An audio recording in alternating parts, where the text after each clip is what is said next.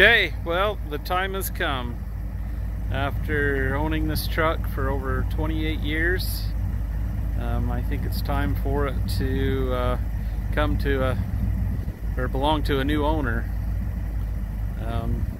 So hope in the next few videos we'll be tearing it down, not completely down, but front clip the bed, probably pull the axles apart, kind of update a lot of stuff. Inside and out. The interior is mostly there, but I got to pull it apart, clean it up, and change a couple of things. I still have never changed the dash pad to 10 or saddle to match the rest of it. It still has the gray of the original interior that this truck had when I originally built it. So we'll update the radio,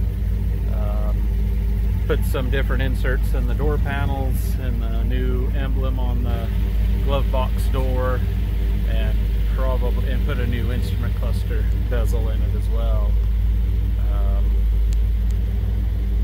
Put new door glass in it, new vent windows, and new back glass. They're all tinted glass, since there isn't anybody decent around here that will do a decent tint job.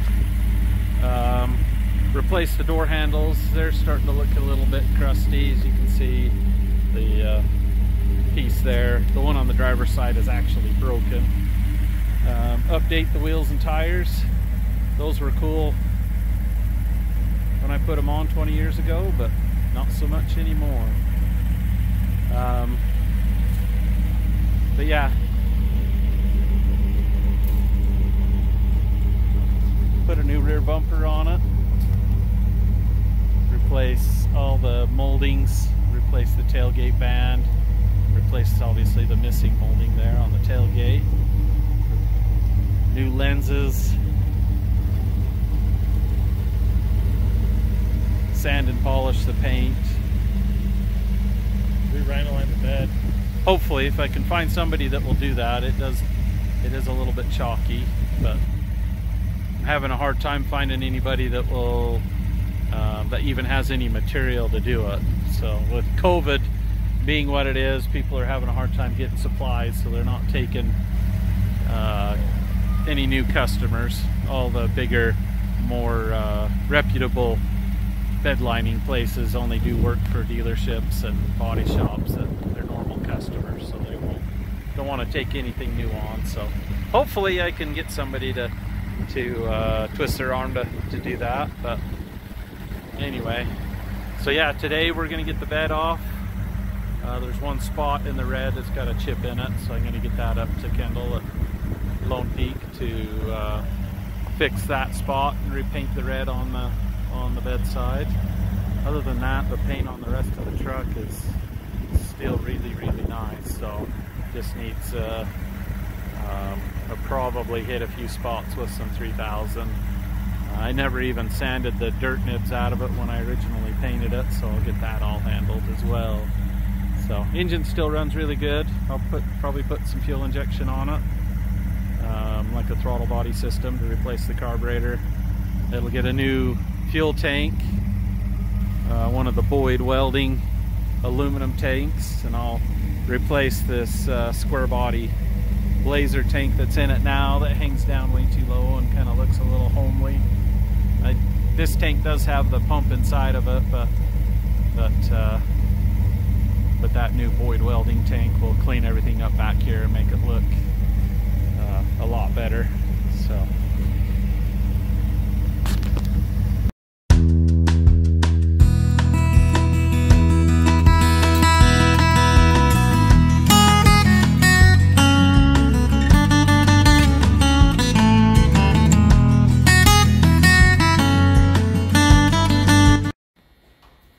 alright, so moldings are off, trim's off, lenses are off, rear bumper's off, and the front bumper, it's off too, to get ready for the prep on the front part of it. Everything's getting all ready to get the bed off. See, the front bumper is off of it too. Everything's moving forward. Next steps to get the tailgate off. And as we're pulling this off, My friend Jaron over here is telling me a story about how his dad Scott, which is a good friend of my dad Chad, when my dad was putting this truck together originally and it didn't have the bed on it yet, Scott had to go for a drive in it, and he just did the biggest, smokiest burnout in it apparently. Said he didn't even have to try though with no weight over the rear axle. Is that correct, Dad? Did I get that right? I don't know if it was the biggest and smokiest, but it was pretty squirrely, so. Oh, okay. All right. So you'll have to ask Scott exactly how smoky it was since I wasn't there, but I just know he came back and he just kind of had a yeah. He was fairly proud of himself and yet a little bit embarrassed. He wasn't sure if he should tell me, but when you let Scott borrow something, you just expect that, and it's just fine. You probably laughed when he told you though.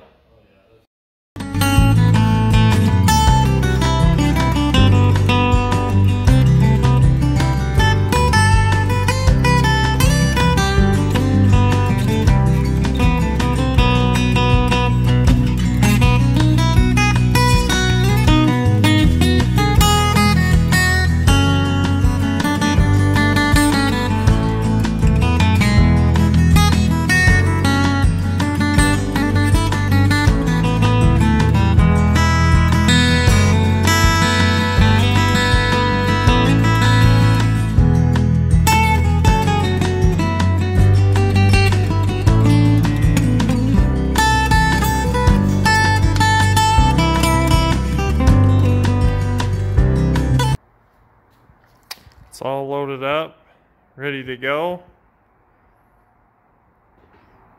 Got the soccer dad van towing it. Right, Dad? Sure. We never played soccer here. Well, it's not it can't be a soccer mom van, because it's probably a sucker dad. A sucker dad van. There we go. Yeah. Well, it does have the big block in it, so we got to give it credit for having some power. It is an 8.1, so power's relative. So. 8.1 with a 4L80 and 373 gears at that. Yeah. So, yeah, ready to go up to Kendall at Lone Peak tomorrow to get a couple spots touched up, and with any luck, the bed liner redone on it. So.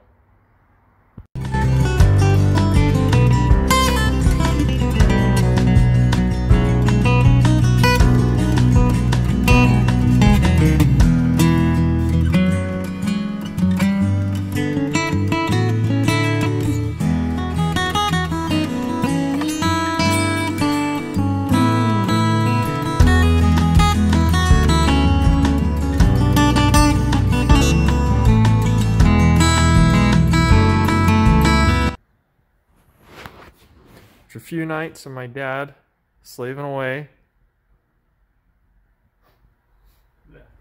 I won't go near you, I don't want to smell. It's made some huge progress. The front clips clear torn down, front of the motor's tore down. Well, pretty much the whole motor's tore down to just the long block. Getting it all cleaned up, brake booster off, steering box off, so that can get all cleaned up. Yeah, lots and lots of cleanup. Going short water pump on it. We got a nice new shiny water pump. We measured the difference between the short and the long water pump that's over there on the bench, and it is exactly 1.5 inches difference. Make a huge difference in the fan clearance. You see all the stack of parts over here we got that's come off of it. Exhaust is all out of it. Got pieces there and more on the back of the truck. Get everything cleaned up and repainted. But just lots and lots of cleanup.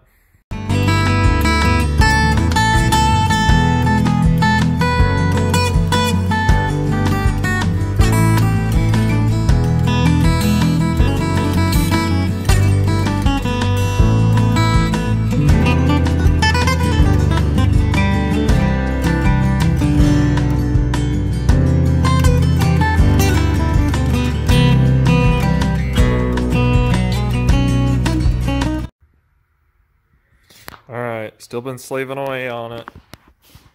Got the headers all cleaned up. They're painted and back on. If you noticed previously, right about here, there was a chip missing in the paint on the block. So we got that all blended in. And even standing right here, I can't even tell that it's been painted. Just kind of blended it all in, and Dad says it's because he's got right over here, he still has the original paint for the truck, so that really helped. He test fitted the all the bracketry for the front of the motor, so got that. Is it being painted right now? Yeah, I painted it yesterday, but the paint I got from Summit, don't ever buy paint from Summit, it's garbage. All the black, it's awful, so I had to resand it and repaint it with something different, so that's a lot. Hopefully that'll be a lot better. I've got the power steering pump sprayed. It's ready to go on, so hopefully it and the brackets will be ready here pretty quick. Did you paint the power steering box too? I painted the steering box. That actually turned out okay with the Summit paint. I don't know why the brackets were so bad. I got the... Could it be the texture in the box kind of hid a lot of it? No, it was just really weird what it did, so I'm not sure. But the brackets were bare metal, so I don't know what the deal is there. So I've never had such a struggle with that. But the steering box is ready to go back on. I've got the hardware is painted, so it should be dry here shortly. So hopefully get the box back on here shortly. So I got to get everything cleaned up, so I'm going to work on Monday. So got parts strung everywhere. The front drive line's painted. It's black, and the paint on it. Oh, you didn't keep it body color? No, I'll strip the rear drive line and paint it black as well. Okay, you think it'll fit that rather than have a body color hang down there? Yeah. Okay. A little too much. So yeah, I'll I agree. Some, different shocks. I'll probably do some Bilstein 5100s on it, so they're kind of like a zinc coated shock. Oh, cool. I tried to get Fox, but Fox doesn't make anything that's a direct fit for this, so we'll just have to do the 5100s. And they don't make it for a 72 K10 with a 4-inch lift? No, their cataloging only goes back to like 02. Oh, wow. Yeah. Okay. So I was hoping they'd have something in their universal line. And they do have something that would work on the rear, just not on the front. So I'd like to have a matching set. So I'll just do some 5100s. So okay, that'll still look really good. And they're a really good quality shock. And yeah, yep. So I'll get that. I'm just kind of scaling back the body color stuff some. So yeah, it's kind of dates it a little bit. So if I can get rid of those few things, the transfer case still looks good in body color. The transmission pan is body color. I think it still looks fine. I think it's good to keep it just to the drivetrain, kind of scale it back, make it look more like the look you're going for, having it like an 80s restoration that was done on it, late 80s, yeah. Yeah, where there's a fair amount of chrome, probably a little more chrome than I would normally do, but it just seems to work together for this combination with the color, and then like the power brake booster was body color. It'll go gloss black, and I was hoping to do a gloss black master cylinder, but they're all on back order for who knows how long. So I've got a chrome master cylinder, so hopefully that'll work. But everything else I think will stay more or less the same. The brake calipers are body color, and I will do those. I'll get another set of CAD plated, like the rear ones right there. Oh, okay, so those won't even be body color. Okay. Yeah, so they won't be body color anymore. So, and I'll take care of that when I do pull the front end apart to re-gear. Yeah, so currently the front end's 373s and the rear's 410s. So we're going to re-gear the front to be 410s to more complement the 35-inch tall tires. When he originally put it together, had a Dana 60 in the rear. Then it had 373s all around and 33s. That combination worked pretty good, didn't it? It did, because I was planning on using it a little bit. So I did take it to Moab, but the truck was just too nice to do anything with it. So I put 35s on it. The 35s would rub if you tried to do anything much with it, but well, it's more of a garage queen / pavement pounder than a crawler. We'll just keep all of that. So Yeah. because the 35s do fill out the wheelbase better with the 4-inch lift. So No, it really does. So but yeah, it's coming back together slowly. So hopefully this week. I'm waiting on a bunch of stainless bolts so I can get the brackets put on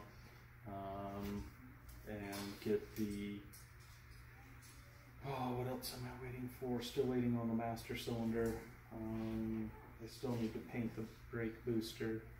The brake booster I got's kind of pitted, so I'll have to do a little bit of body work on it and prime it to make it look good before I paint it. okay. I've got the exhaust system done to the mufflers. One of the pieces is hanging up in the shop. Yeah, so it's just the headers on it now. Everything else is over in the shop being hung to paint. But I need to clean the bottom of the cab and repaint the bottom of the cab. Are you gonna do like a bed, like an aerosol bed liner, or a texture, some sort of textured something like that? Something like that. Or an undercoating, something along those lines? Probably not an undercoating because it doesn't look good. Oh, Doesn't clean well, but kind of turned brown and cruddy. But okay. probably a spray-on bed liner. Or probably with the cap kits, just because of sound deadening and it is a nice semi-gloss or more of a satin black, which works better on the underside of the cab, I think. So. Okay. And like I said, it's something that can be cleaned easily. So hopefully, whoever buys the truck will drive it and just want to make it nice and easy to maintain. So Yeah, cool. All right, I'm gonna go wander in here. I'll show the different parts hanging up. That's one of the pieces that goes from the header down to the muffler. That's half of the H pipe. Let's see, we got the front drive line right there. It's being hung up. That's where he had all the bracketry hung up. Over there on the vise is the steering box, it looks like. And then, yeah, just waiting on a bunch of parts to keep going, keep things moving forward. We're gonna see what we can get and hope that coronavirus doesn't hold things back too much more.